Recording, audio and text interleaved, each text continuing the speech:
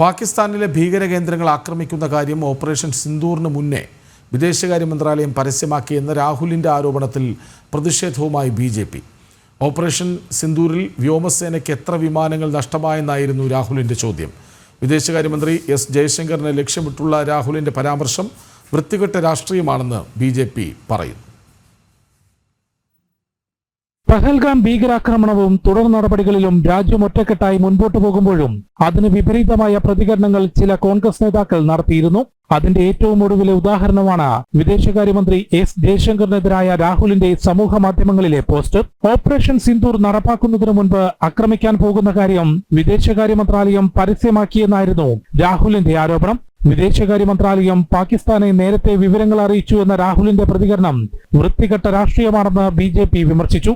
ഭീകരർക്ക് കൃത്യമായ മറുപടി നൽകുമെന്ന സൈനിക വക്താക്കളുടെ പ്രതികരണമാണ് എസ് ജയശങ്കർ ആവർത്തിച്ചതെന്നും ബി.ജെ.പി. വക്താവ് സി.ആർ. കേശവൻ പറഞ്ഞു.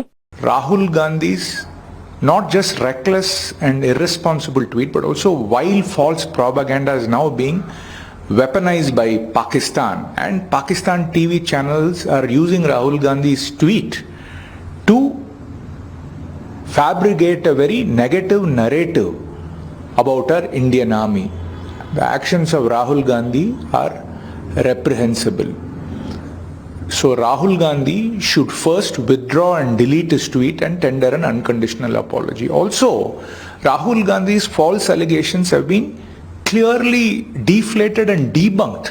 ഓപ്പറേഷൻ സിന്ദൂറിൽ വ്യോമസേനയ്ക്ക് എത്ര വിമാനങ്ങൾ നഷ്ടമായി എന്നും രാഹുൽ എക്സ് പോസ്റ്റിൽ ചോദിക്കുന്നുണ്ട്.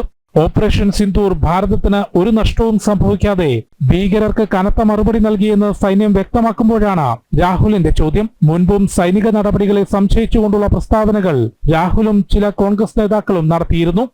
ജനം, ഡൽഹി.